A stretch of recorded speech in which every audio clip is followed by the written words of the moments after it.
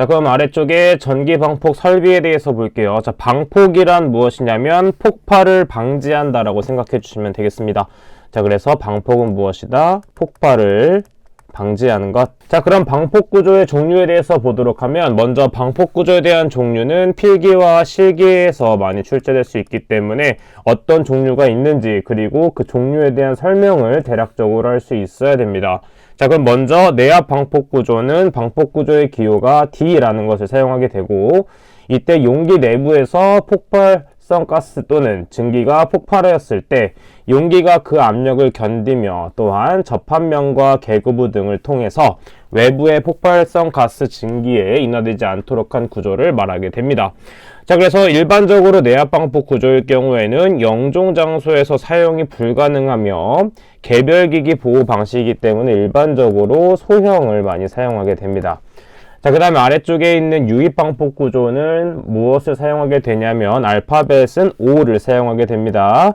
자, 이것은 무엇이냐면 전기 불꽃이나 아크 또는 고온이 발생하는 부분을 기름 속에 넣어서 기름면 위에 존재하는 폭발성 가스와 증기에 인화되지 않도록 한 구조를 말하게 되며, 아래쪽에 있는 압력 방폭 구조는 프레스를 생각하게 되면 P가 기호가 된다라고 생각해 줄 수가 있습니다. 자, 이것은 무엇이다? 폭발성 가스 또는 증기가 용기 내부로 유입하지 않도록 된 구조를 말하게 되며, 압력 방폭 구조는 내압 방폭 구조와는 다르게 소형이 아닌 대형에 적용되는 것이다 라는 것 정도만 체크해 주면 되겠습니다.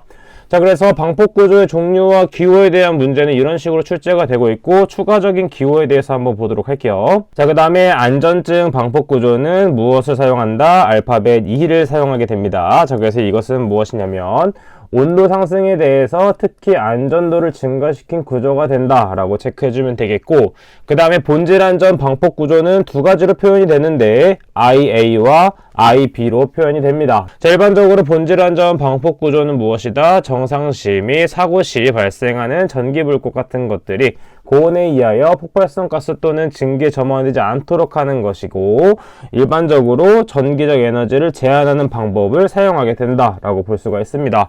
자, 그래서 IA와 IB를 굳이 비교를 하자면 IA는 영종 장소에서 사용이 가능하지만 IB는 영종 장소에서 사용이 불가능한 특징이 있다 정도만 알고 있으면 되겠죠.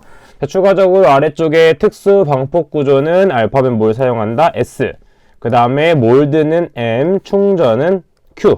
그 다음에 아래쪽에 비점화 방폭 구조는 N. 그 다음에 방진 방폭 구조는 TD라는 기호를 사용한다 정도를 체크하고 암기를 해주시면 되겠습니다. 자, 다음은 전기 설비의 방폭 및 대책에서 방폭화 이론에 대해서 보도록 하겠습니다. 자, 일반적으로 폭발을 하기 위해서는 가연성 물질이 존재해야 되고, 그 다음에 조건이 무엇이 되어야 되냐면 산소 공급원이 있어야 됩니다. 그 다음에는 무엇이 있어야 된다? 점화원이 존재해줘야 되겠죠. 자, 그래서 우리가 일반적으로 불을 붙이는 것만 생각했을 때 우리가 그때는 연소한다라고 하지만, 폭발로 생각했을 때는 어떠한 가스가 있을 때 우리가 불을 붙이게 되면 산소가 존재하는 공간에 대해서 폭발이 일어나게 됩니다. 자, 그래서 우리는 이 세 가지가 있을 때 폭발이 발생되기 때문에 폭발을 막기 위해서는 이 세 개 중에 하나씩을 제거를 해주게 된다면 우리는 폭발을 방어할 수 있는 방폭화를 할 수 있다는 것이죠. 자, 그래서 방폭 이론을 보게 되면 첫 번째, 위험 분위기를 생성 방지하기 위해서 세 가지 중에 가연성 물질 같은 거를 막아줌으로 해서 산소 공급원과 점화원만 있을 경우에 폭발을 막을 수 있다라고 생각해 줄 수가 있습니다. 자, 그 다음에는 두 번째로 점화원을 억제하는 방법이 있는데, 두 가지로 보게 되면 전기 설비의 점화원과 그 다음에 점화원에서 정상 상태와 이상 상태에서의 점화원이 있습니다. 자, 이런 것이 있구나 정도 체크해주면 되겠고, 아래쪽에는 전기 설비의 방폭화 방법으로는 점화원을 방폭적으로 격리하는 것은 내압, 압력, 유입 방폭 구조가 되겠고, 그 다음에 전기 설비의 안전도를 증가하는 것은 안전증 방폭 구조, 그 다음에 점화 능력을 본질적으로 억제하는 것은 본질 안전 방폭 구조에 해당된다라고 연관지어서 외워주시면 되겠습니다. 자, 다음 부분에 대해서는 위험 장소의 판정 기준 이런 것이 있구나 정도 체크해주면 되겠고, 우리는 아래쪽에 있는 가스 폭발 위험 장소에 대해서 보도록 하겠습니다. 자, 가스 폭발 위험 장소는 총 세 가지로 볼 수가 있는데, 영종 장소, 그 다음에 1종, 2종, 3종으로 볼 수가 있겠죠. 자, 이때 0종이 가장 위험한 상태다라고 볼 수 있겠고 1종, 2종으로 갈수록 위험도가 낮아진다라고 볼 수가 있겠죠. 자, 그래서 0종 장소를 가장 주의해야 된다라고 생각해 주시면 되겠습니다. 자, 그래서 보게 되면 0종 장소는 가장 위험하기 때문에 가스 폭발 분위기가 연속적 혹은 장기간 빈번하게 존재하는 장소라고 볼 수 있겠고 일반적으로 어떠한 용기나 배관 등의 내부 같은 곳에서 발생이 된다라고 볼 수가 있겠습니다.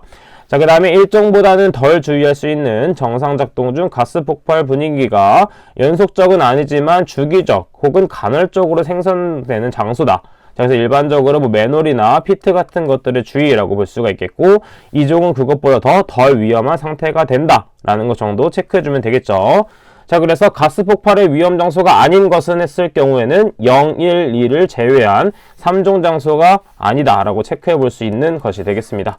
자, 그 다음에 아래쪽에 있는 분진 폭발 위험 장소는 20종, 21종, 22종이 있다 정도만 체크해주면 되겠고 우측에 있는 분진 방폭 구조의 종류도 눈으로 한번 익혀두는 것이 좋기 때문에 가볍게 정독을 해주도록 하겠습니다. 자, 다음 부분에 대해서는 방폭 지역의 구분에서 0종 장소, 1종, 그 다음에 2종 장소에 대한 설명이 있습니다. 자, 그래서 방폭 지역이 어떤 식으로 구분이 되는지 가볍게 정독을 통해서 파악을 해주시면 되겠습니다. 여기도 넘어가도록 할게요. 자, 해당 부분도 이런 것이 있구나 정도 체크해주면 되겠고 지금 보게 되면 우측에 있는 부분도 가볍게 읽어주고 넘어가도록 하겠습니다.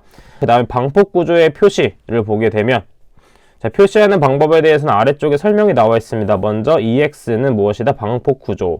그 다음에 분진 내압, 그 다음에 어떤 장소인지 체크해주게 되고 그 다음에 온도 등급을 써주면 되고 마지막에는 보호 등급을 적어준다 정도만 파악을 해주고 넘어가 주시면 되겠습니다. 자, 그 다음 마찬가지로 다음 페이지에 있는 부분 방폭구조 선정 시 유의사항 부분도 그냥 이런 것이 있구나 가볍게 정독을 하고 넘어가도록 할게요. 자, 그럼 다섯 번째 챕터는 전기설비의 위험요인 관리인데 자, 이 부분에 대해서 한번 가볍게 보도록 할게요. 자, 먼저 전기 화재에 대해서 보도록 하겠습니다. 자, 전기라는 것은 우리 일상생활에서 많이 쓰이는 부분이기 때문에 우리가 발생하는 화재 중에서 거의 30% 정도가 발생한다라고 볼 수가 있습니다. 자, 그래서 일반적인 화재 중에 전기 화재가 약 30%를 차지하고 있을 만큼 그만큼 많이 발생되는 화재의 종류다라고 볼 수가 있겠죠. 자, 그래서 일반적으로 전기 화재의 폭발의 원인별로 분류하게 됐을 경우에는 발화원 중에서는 먼저 이동용 절연기 같은 걸 전열기 많이 사용하게 되겠고 뭐 전등이나 전화배선, 전기기기 등에서 많이 폭발이 일어나게 됩니다. 그 중에서 원인을 보게 되면 단락이 25%로 가장 많고 스파크, 누전 등으로 이러한 방법들로 우리가 전기화재가 발생되고 있다라고 파악해 볼 수가 있겠죠. 자, 그래서 아래쪽에 전기화재의 원인을 가볍게 한번 체크해 보도록 하면 먼저 단락이란 무엇이냐면 합선이 되었다라고 볼 수가 있습니다. 자, 그래서 전기회로나 전기기기의 절연체가 전기나 기계적 원인으로 열화나 파괴로 인해서 합선이 발생되게 돼서 화재로 이어지게 되는 것이 바로 단락, 합선이 되겠습니다. 자, 그 다음에 아래쪽에 있는 스파크는 스위치의 개펫이나 콘센트를 플러그에 꽂거나 뽑을 때 발생하는 현상으로 주위 가연물에 의해 착화 인화되는 현상을 말하게 된다라는 것 정도 체크해주면 되겠습니다. 자, 그 다음 넘어가서 다음 페이지에서 절연 전선의 과전류 단계별 전선 전류의 밀도 부분이 있는데 해당 부분은 가볍게 정독을 해주도록 할게요. 다음 페이지로 넘어가서 저압 전로의 절연 성능 부분 해당 부분도 이게 KC가 바뀌면서 추가된 부분이기 때문에 정독을 통해서 눈으로 많이 익혀두게 되고 DC가 무엇이고 절연 저항 값은 얼마인지 정도는 눈으로 많이 익혀두고 외워주시면 되겠습니다. 자, 그래서 이 세 가지에 대해서는 암기를 해주도록 할게요. 자, 그래서 다음 부분에 대해서는 가볍게 읽어주도록 하고 전기 설비의 위험 요인 점검 및 개선에서 필요 설비라는 것이 있습니다. 자, 필요 설비는 무엇이다? 자, 일반적으로 내해의 종류를 보게 되면 정전기를 띤 네온과 대지 사이 혹은 네온과 네온 사이에서 일어나는 방전 현상을 의미하게 되는데 자, 우리는 아파트마다 피뢰침이 존재하게 됩니다. 자, 왜냐하면 우리가 번개, 천둥 번개가 마구 쳤을 때 이 피뢰침을 통해서 이 전류를 아래쪽, 땅 쪽으로 뺄 수 있는 장치가 바로 피뢰침이 되기 때문이에요. 자, 자, 그래서 아래쪽을 보게 되면 보호 여유도 공식이 있는데 보호 여유도 공식도 가끔 출제될 수가 있기 때문에 공식과 관련된 것은 외워주도록 하겠습니다. 자, 그 다음에 다음 페이지에 있는 부분 피뢰침의 접지공사, 피뢰침의 종류 같은 부분들은 가볍게 읽어주면 되겠고 이런 것이 있구나 정도만 파악해 주시면 되겠습니다. 자, 그러면 배웠던 것들 중에 중요했던 부분만 빠르게 체크하면서 이번 강의 마무리하도록 할게요. 자, 중요했던 것은 무엇이다? 방폭구조의 종류는 모두 암기를 해줬어야 됐습니다. 자, 그 중에서 가장 많이 나오는 것들이 바로 내압 방폭구조 D, 유입 방폭구조 O, 압력은 P, 안전증은 E, 본질 안전은 IA와 IB를 사용하고 그 다음에 비점화는 N을 사용한다 정도 암기를 해주시면 되겠고 그 다음에 가스 폭발 위험 장소로서는 총 3가지가 있다고 했죠. 0종, 1종, 2종인데 0종이 가장 위험한 상태를 뜻하게 됩니다. 따라서 연속적으로 장기간 빈번하게 발생되는 것이 0종, 그 다음에 주기적이고 간헐적으로 발생되는 게 1종이 된다. 그 다음에 2종은 제일 위험하지 않은 상태가 된다 라는 걸 체크하면서 암기를 해주시면 되겠습니다. 자, 그럼 이번 시간은 여기까지 하도록 하겠습니다. 저는 그럼 다음 시간에 찾아뵙도록 할게요. 감사합니다.